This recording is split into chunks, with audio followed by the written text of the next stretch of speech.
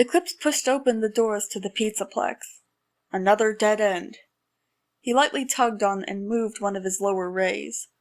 How could there still just be nothing to find? Whoever brought him back was obsessively thorough in covering their tracks.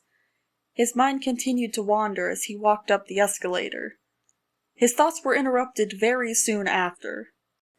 "Hello, Eclipse!"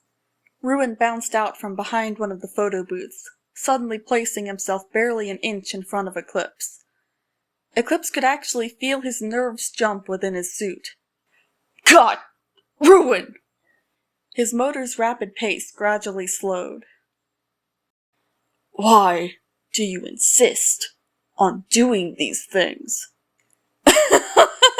"Come on, Eclipse. I need to have a little bit of fun sometimes.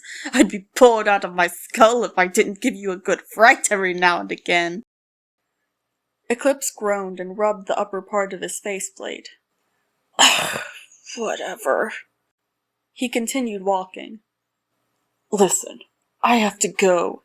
He made over-the-top sarcastic hand movements. "Give my report.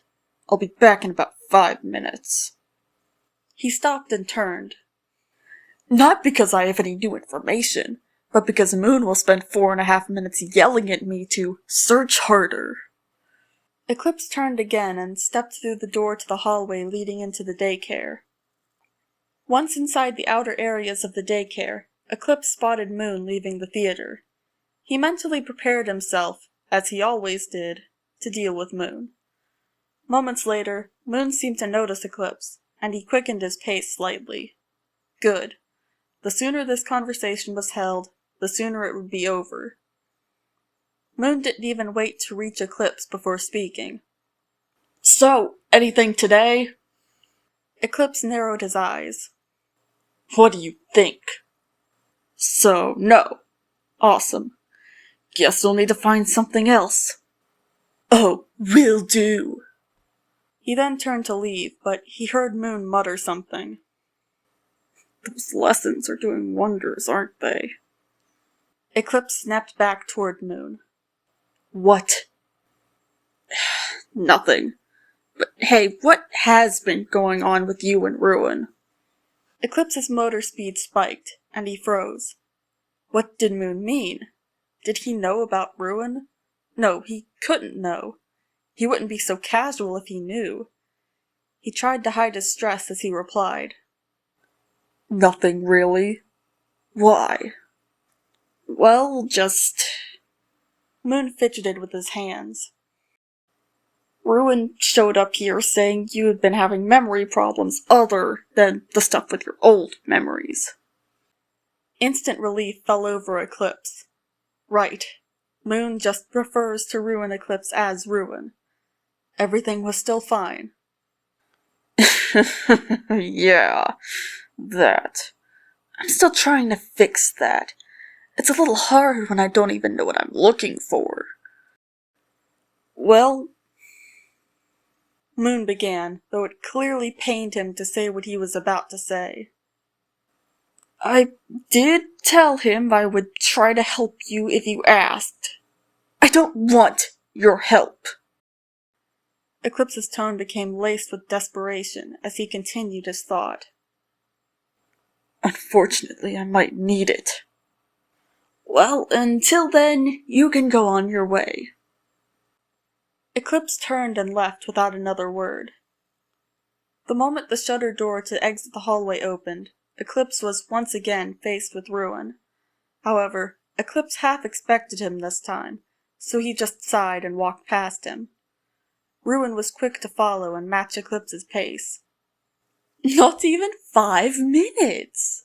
Your little talk with Moon must not have gone as badly as you'd expected." Eclipse didn't even turn to look at Ruin. "Please, any conversation with Moon is a bad one."